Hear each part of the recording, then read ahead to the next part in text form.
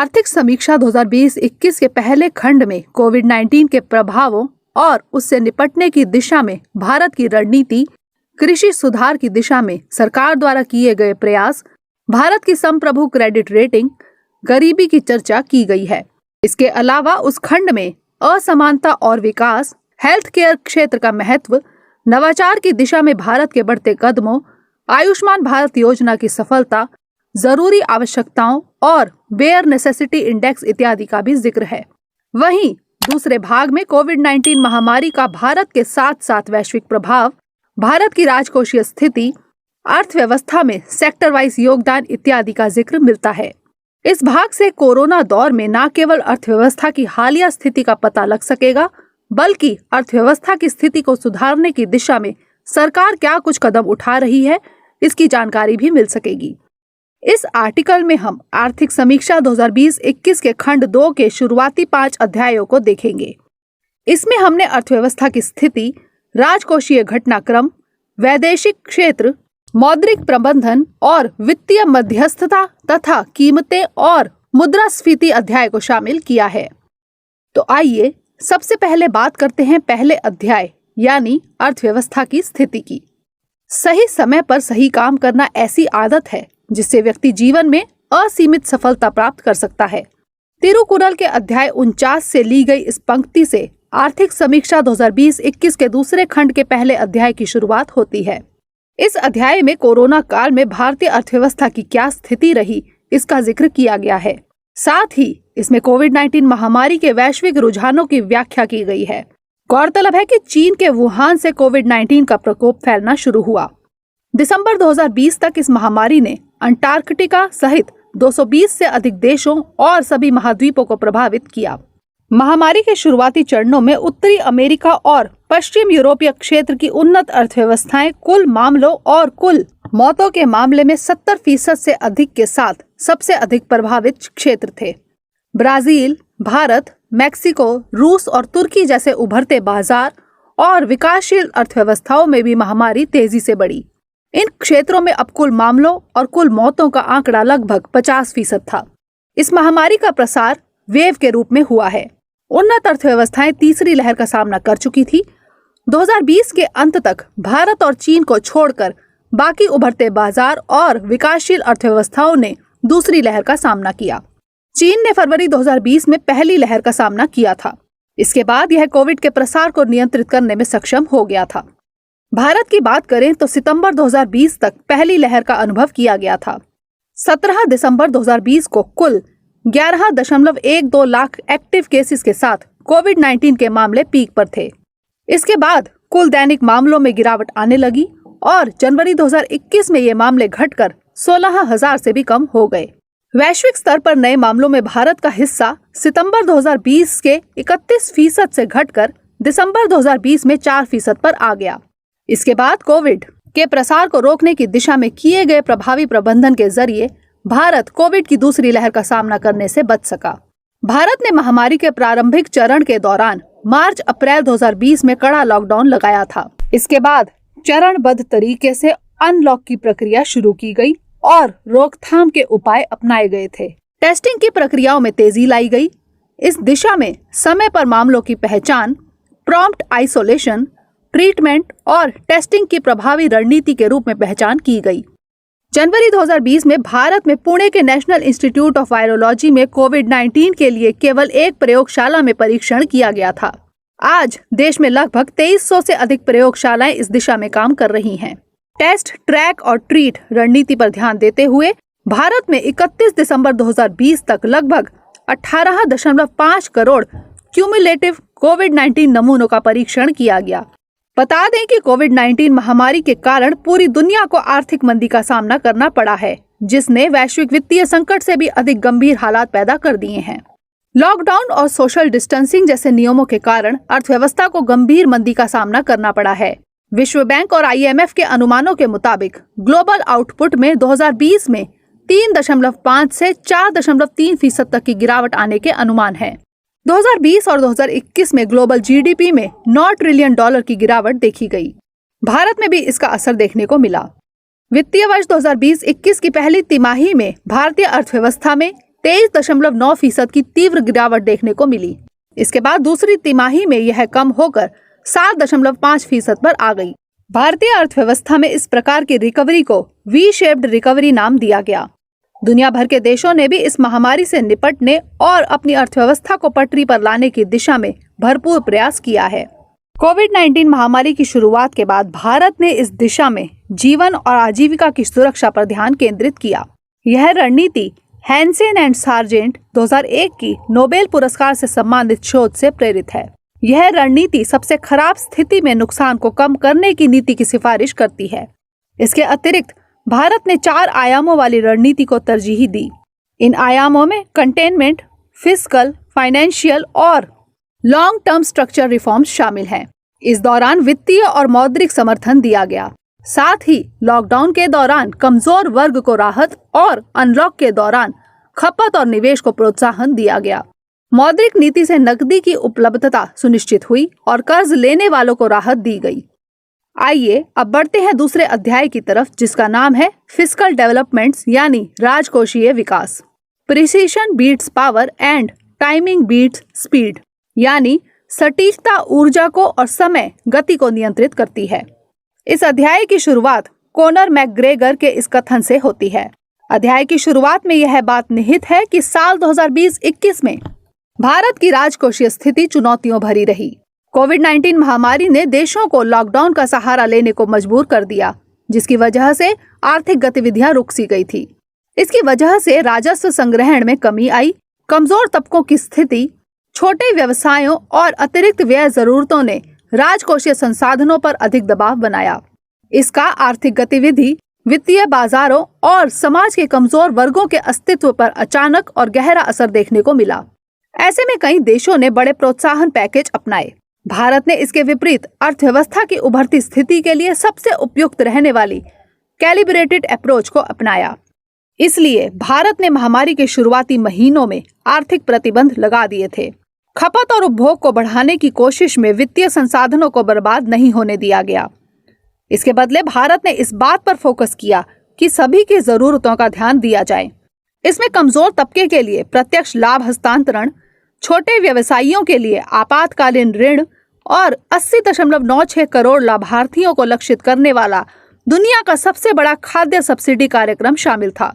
Unlock चरण के दौरान जहां एक तरफ आर्थिक गतिशीलता में बढ़ोतरी देखी गई, मासिक राजस्व संग्रह पर गौर करें तो बीते कुछ महीनों में अर्थव्यवस्था में सुधार के कारण इसमें बढ़ोतरी हुई है। मासिक जीएसटी संग्रह पिछले 3 महीनों से लगातार 1 लाख करोड़ रुपए का आंकड़ा पार कर रहा है। दिसंबर 2020 में यह सबसे अधिक था। कर प्रशासन में सुधारों से पारदर्शिता और जवाबदेही की प्रक्रिया को और गति मिली। वित्तीय वर्ष 2020-21 के लिए आर्थिक विकास को बढ़ावा देने के लिए व्यय नीति पूंजीगत व्यय पर केंद्रित रही। वर्ष 2020 के अंतिम 3 महीनों के दौरान पूंजीगत व्यय में अभूतपूर्व बढ़ोतरी देखी गई। अक्टूबर में इसमें 129%, नवंबर में 249% और दिसंबर में 62% की वृद्धि दर्ज की गई। राजस्व में कमी और उच्च व्यय की मांग को देखते हुए सरकार को 2020-21 में फिस्कल स्लिपेज की आशंका है। हालांकि समीक्षा में यह बात भी निहित है कि राजकोषीय समेकन यानी फिस्कल कंसोलिडेशन से यह विचलन क्षणिक हो सकता है। लिहाजा मध्यम अवधि में एक स्थायी फिस्कल पाथ को सक्षम बनाने के लिए जीडीपी वृद्धि दर को बढ़ाने पर ध्यान केंद्रित किया जाएगा। सर्वे के इस अध्याय में फेसलेस असेसमेंट स्कीम 2020 और फेसलेस अपील स्कीम 2020 का भी जिक्र किया गया है। दरअसल अगस्त 2020 में ई असेसमेंट योजना का नाम बदलकर फेसलेस असेसमेंट स्कीम 2020 किया गया था। इस योजना में आईटी टीमों के मामले के रैंडम आवंटन, करदाता और आयकर अधिकारियों के संपर्क के लिए सिंगल विंडो सिस्टम की सुविधा प्रदान करने की बात कही गई है। इस योजना के तहत ही नई दिल्ली में एक नेशनल फेसलेस असेसमेंट सेंटर की स्थापना की गई। फेसलेस अपील स्कीम 2020 के तहत गंभीर धोखाधड़ी पर कर चोरी, संवेदनशील खोज मामले, अंतर्राष्ट्रीय कर और काला धन अधिनियम से जुड़ी अपीलों के अपवाद के साथ आयकर अपील को फेसलेस इकोसिस्टम के तहत अंतिम रूप दिया जाएगा। यह योजना केंद्रीय स्तर पर नेशनल फेसलेस अपील सेंटर की स्थापना करती है। यह राष्ट्रीय स्तर पर ई अपील की कार्यवाही के संचालन के लिए सर्वोच्च निकाय होगा। अब आइए तीसरे अध्याय की तरफ रुख करते हैं, जिसका शीर्षक है वैदेशिक क्षेत्र। इस अध्याय में कोविड-19 के वैश्विक प्रभावों और इसका ग्लोबल ट्रेड, आयात और निर्यात इत्यादि पर क्या कुछ प्रभाव पड़ा, इसका जिक्र किया गया है। गौरतलब है कि कोविड-19 महामारी ने 2020 में सबसे खराब वैश्विक मंदी को जन्म दिया। फलतः आर्थिक संकट के कारण वैश्विक व्यापार में भारी गिरावट देखने को मिली। वस्तुओं की कीमतें कम हुई हैं और संकुचित बाहरी वित्त पोषण की स्थिति में करंट अकाउंट्स बैलेंस और विभिन्न देशों की मुद्राओं पर अलग अलग प्रभाव देखने को मिले। कम आयात की वजह से चीन और अमेरिका के साथ ट्रेड बैलेंस में सुधार हुआ है। भारत के ग्लोबल ट्रेड की बदलती प्रकृति रत्न और गहनों, इंजीनियरिंग गुड्स, कपड़े और संबद्ध उत्पादों के निर्यात में कमी और ड्रग्स एवं फार्मा, सॉफ्टवेयर और कृषि एवं संबद्ध उत्पादों के निर्यात में सुधार के रूप में दिखाई देती है। वैश्विक आर्थिक परिवेश को देखें तो WHO के आंकड़ों के मुताबिक 2020 में ग्लोबल मर्केंडाइज ट्रेड में 9.2% तक की कमी आई। इसके बाद 2021 में 7.2% की बढ़ोतरी देखने को मिली। ग्लोबल मर्केंडाइज ट्रेड में 2020 की दूसरी तिमाही में अब तक की सबसे बड़ी गिरावट देखने को मिली। इसी तिमाही के दौरान गुड्स ट्रेड बैरोमीटर इंडेक्स में भी 2007 के बाद से सबसे तेज कमी दिखाई दी और यह 84.5 पॉइंट पर रिकॉर्ड किया गया। वर्ल्ड इकोनॉमिक आउटलुक के अक्टूबर 2020 वाले संस्करण में IMF ने 2020 में वैश्विक उत्पादन में 4.4% की तेज गिरावट की उम्मीद जताई। एडवांस्ड इकोनॉमीज में GDP के साथ साथ व्यापार की मात्रा में होने वाले संकुचन के EMDEs यानी emerging markets and developing economies में होने वाले संकुचन की तुलना में अधिक गंभीर होने के अनुमान है। वहीं IMF की अक्टूबर की ग्लोबल फाइनेंशियल स्टेबिलिटी रिपोर्ट 2020 के मुताबिक अर्थव्यवस्था के लिए ऋण के प्रवाह को बनाए रखने के प्रयास किए जा रहे हैं। विदेशी मुद्रा आय की बात करें तो महामारी के दौरान इसमें काफी गिरावट देखने को मिली है।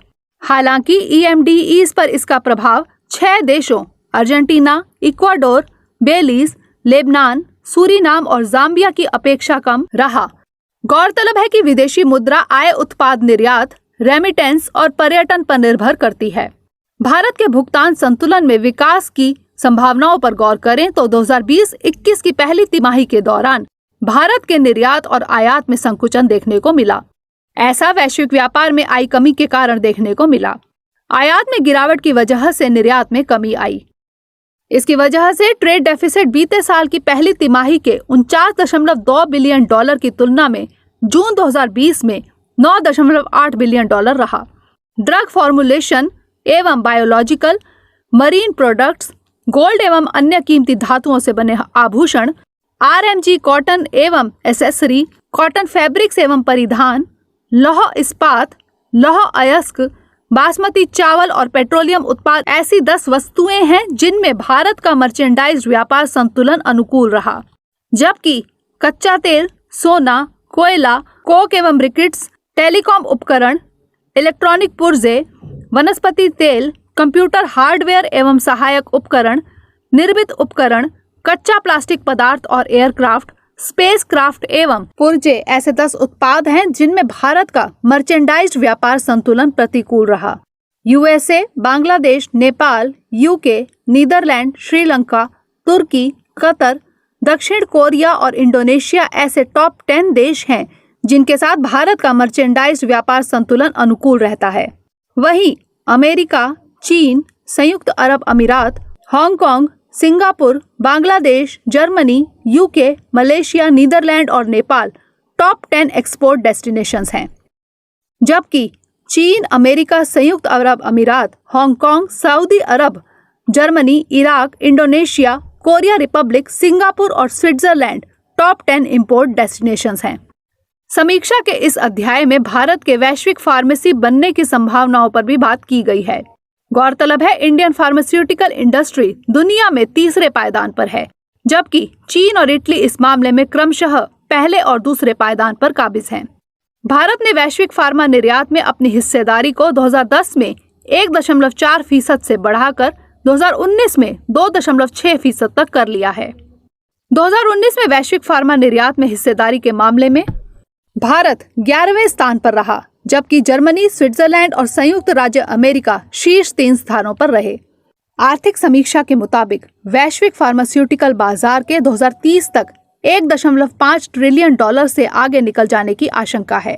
भारतीय फार्मास्यूटिकल उद्योग की बात करें तो पाएंगे कि इसकी वर्तमान वैल्यू 41 बिलियन डॉलर है, जिसके 2024 तक 65 बिलियन डॉलर और 2030 तक 120 से 130 बिलियन डॉलर होने की संभावना है। जेनेरिक दवाइयों के लिए भारत एक अंतर्राष्ट्रीय विनिर्माण केंद्र के रूप में उभरने में सक्षम हो रहा है। इसके अलावा भारत एकमात्र ऐसा देश है जिसके पास यूएसए के बाहर US FDA complaint pharma plants की एक बड़ी संख्या है। ऐसे में आइए अब चौथे अध्याय को देखते हैं, जिसका शीर्षक है मौद्रिक प्रबंधन और वित्तीय मध्यस्थता। कोविड-19 महामारी की वजह से मौद्रिक नीति को मार्च 2020 से काफी आसान बना दिया गया। मार्च 2020 से रेपो रेट में 115 बेसिक पॉइंट्स की कटौती की गई है। इसमें मार्च 2020 में मौद्रिक नीति समिति की हुई पहली बैठक में 75 बेसिक पॉइंट्स और मई 2020 में हुई दूसरी बैठक में 40 बेसिक पॉइंट्स की कटौती की गई थी। इसके बाद की बैठकों में पॉलिसी दरों में कोई बदलाव नहीं किया गया। हालांकि इस दौरान लिक्विडिटी सपोर्ट में काफी वृद्धि देखी गई। 2020-21 में प्रणालीगत तरलता की बात करें तो यह सरप्लस में बनी रही। आरबीआई ने अर्थव्यवस्था में लिक्विडिटी की स्थिति को मैनेज करने के लिए विभिन्न प्रकार के उपायों को अपनाया। इन उपायों में open market operations, long term repo operations, target long term repo operations आदि शामिल हैं। आर्थिक समीक्षा के मुताबिक अर्थव्यवस्था में वित्तीय प्रवाह बाधित रहा। इसका अहम कारण बैंकों और गैर बैंकिंग वित्तीय निगमों दोनों ही के द्वारा ऋण बढ़ोतरी को कम करना है। 1 जनवरी 2021 तक बैंक की ऋण वृद्धि घटकर 6.7% रह गई। 2020-21 में बैंकिंग क्षेत्र में क्रेडिट ऑफ टेक में बड़े पैमाने पर मंदी देखी गई। सितंबर 2020 के अंत में अनुसूचित वाणिज्यिक बैंकों का सकल घरेलू निष्पादित परिसंपत्ति अनुपात यानी gross non performing assets ratio March 2020 के अंत में 8.21% से घटकर 7.49% रह गया। अनुसूचित वाणिज्यिक बैंकों की जोखिम भारित परिसंपत्ति अनुपात सार्वजनिक और निजी दोनों ही क्षेत्रों के बैंकों में हुए सुधार के कारण मार्च 2020 और सितंबर 2020 के बीच 14.7% से बढ़कर 15.8% हो गया। जीसैक यानी गवर्नमेंट सिक्योरिटी मार्केट में विकास की बात करें तो 2020-21 की पहली छमाही के दौरान 10 सालों के बेंचमार्क वाले जीसैक यील्ड में कारोबार मंदा रहा। इस दौरान नीति दरों, कच्चे तेल की कीमतों और अधिशेष नकदी पर नजर रखी गई। 10 साल के बेंचमार्क वाले जीसैक यील्ड जो कि अप्रैल 2020 में तकरीबन 6.4 से 6.5% थे, वे मई 2020 के मध्य तक 5.73% तक आ गए। अध्याय में बताया गया है कि कोविड-19 महामारी के प्रकोप के कारण स्ट्रेस्ड एसेट्स के समाधान पर ध्यान नहीं दिया गया। सरकार ने 25 मार्च 2020 से 25 मार्च 2021 को अथवा उसके बाद से सामने आने वाले डिफॉल्ट मामलों पर 25 सितंबर 2020 तक नई दिवाला प्रक्रियाओं की शुरुआत पर रोक लगा दी गई। यह कदम इंसॉल्वेंसी एंड बैंक्रप्सी कोड 2016 की धारा 7, 9 और 10 के तहत उठाया गया। कोविड-19 के मद्देनजर insolvency and bankruptcy amendment ordinance 2020 को 5 जून 2020 से लागू किया गया था। वहीं आरबीआई ने 1 मार्च से 31 अगस्त 2020 तक स्ट्रेस्ड एसेट्स के लिए विशेष समाधान वाली रूपरेखा की घोषणा की। ये एसेट्स ऋण स्थगन, परिसंपत्ति वर्गीकरण व्यवस्था और कोविड-19 से जुड़े थे। इसके अतिरिक्त इस वित्तीय वर्ष में बैंकिंग क्षेत्र में कुछ विनियामक उपाय अपनाए गए थे। वाणिज्यिक क्षेत्रों में किए गए उपायों में पीएसबीज का मर्जर, एमएसएमई ऋणों का पुनर्गठन, large exposure framework, export credit, monetary policy transmission और ऋणों के बाहरी मानदंड निर्धारित करना शामिल है। 1 फरवरी 2020 से एंकर बैंक के रूप में Punjab national bank, Canara bank, union bank of India और इंडियन बैंक के साथ अन्य 10 पीएसबीज का कंसोलिडेशन प्रभावी हो गया। कोऑपरेटिव बैंकों में किए गए उपायों में प्राथमिकता वाले क्षेत्रों के लिए ऋण टारगेट में संशोधन और एमएसएमई के लिए इंटरेस्ट सबवेंशन स्कीम के तहत सहकारी बैंकों को योग्य सदस्य ऋणदाता संस्था के रूप में समावेश करना और दिशा निर्देश जारी करना शामिल है। इसके अलावा इसमें central repository of information on large credits को बड़े जोखिमों से अवगत करना भी शामिल है। साथ ही इन उपायों के अनुरूप ही बैंकिंग रेगुलेशन एक्ट 1949 को बैंकिंग रेगुलेशन एक्ट 2020 से संशोधित किया गया। वित्तीय लेन देन पर गौर करें तो बीते कुछ सालों में इसमें बढ़ोतरी देखी गई है। यूपीआई के जरिए 19.35 लाख करोड़ रुपए और रुपे कार्ड के जरिए 1.02 लाख करोड़ रुपए का लेन देन हुआ है। इंश्योरेंस सेक्टर की बात करें तो इस क्षेत्र के प्रदर्शन और क्षमता का आकलन 2 संकेतकों के आधार पर किया जाता है। ये संकेतक हैं इंश्योरेंस पेनिट्रेशन और इंश्योरेंस डेंसिटी।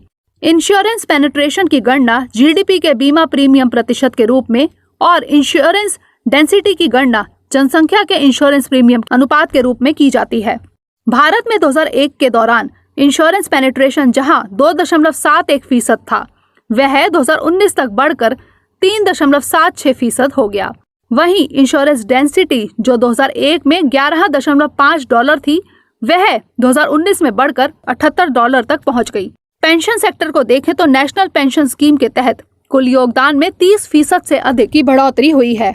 कुल मिलाकर इस अध्याय में कोविड-19 के दौर में हुए मौद्रिक प्रबंधन और वित्तीय मध्यस्थता, वित्तीय लेन देन और बैंकिंग क्षेत्र में अपनाए गए विनियामक उपायों इत्यादि का जिक्र किया गया है। अब हम जिस 5वें अध्याय की तरफ बढ़ रहे हैं उसका नाम है कीमतें और मुद्रास्फीति। सर्वे के इस चैप्टर से पता चलता है कि 2013-14 के बाद से सीपीआई कंबाइंड यानी सीपीआईसी इन्फ्लेशन में काफी गिरावट आई है। 2020 के दौरान मुद्रास्फीति डायनामिक्स में काफी बदलाव देखने को मिल रहा है। कोविड-19 की वजह से लागू किए गए लॉकडाउन के दौरान हेडलाइन सीपीआई मुद्रास्फीति सबसे अधिक रही। मुद्रास्फीति की दरों में बढ़ोतरी का सबसे अहम कारण खाद्य पदार्थों की कीमतों का आसमान छूना है। इसमें वित्तीय वर्ष 2020-21 के दौरान 9.1% की बढ़ोतरी देखी गई। कोविड-19 की वजह से उत्पन्न समस्याओं की वजह से कीमतों की गति में व्यापक तेजी देखने को मिली। इसकी वजह से अप्रैल 2020 से ही मुद्रास्फीति की गति तेज बनी रही।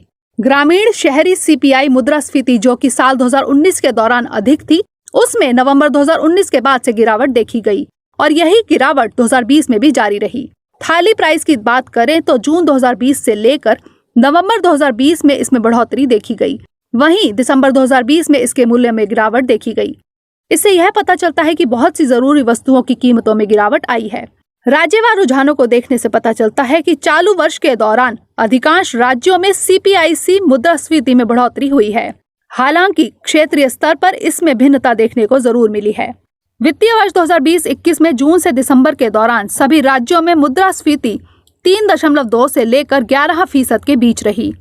ऐसे में कहा जा सकता है कि कर मुद्रास्फीति मौद्रिक नीति के उद्देश्यों के लिए एक बढ़िया मुद्रास्फीति मापक हो सकती है, जबकि मौद्रिक नीति के लिए एकल मानदंड के रूप में सीपीआईसी मुद्रास्फीति पर गौर करना उचित नहीं हो सकता।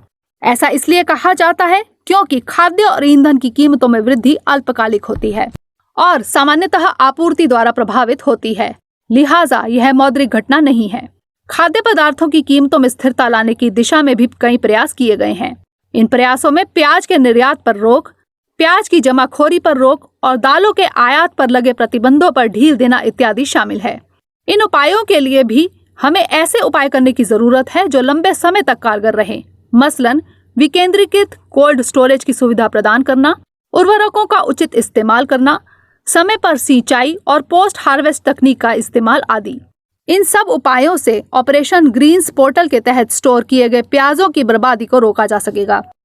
इन सब बातों के साथ साथ इस अध्याय में आयात नीति में एकरूपता लाने की भी बात की गई है। गौरतलब है कि खाद्य तेलों के आयात पर अधिक निर्भरता आयात की कीमतों में बहुत अधिक उतार चढ़ाव का खतरा पैदा करती है। इसके साथ ही यह आयात डोमेस्टिक एडिबल ऑयल मार्केट के उत्पादन और कीमतों को भी प्रभावित करती है। सोने की कीमतों में भी जोरदार बढ़ोतरी देखी गई है। इस कारण कोविड-19 द्वारा उत्पन्न आर्थिक अनिश्चितताओं में निवेशकों को सोने में निवेश करने के लिए अधिक प्रोत्साहित किया।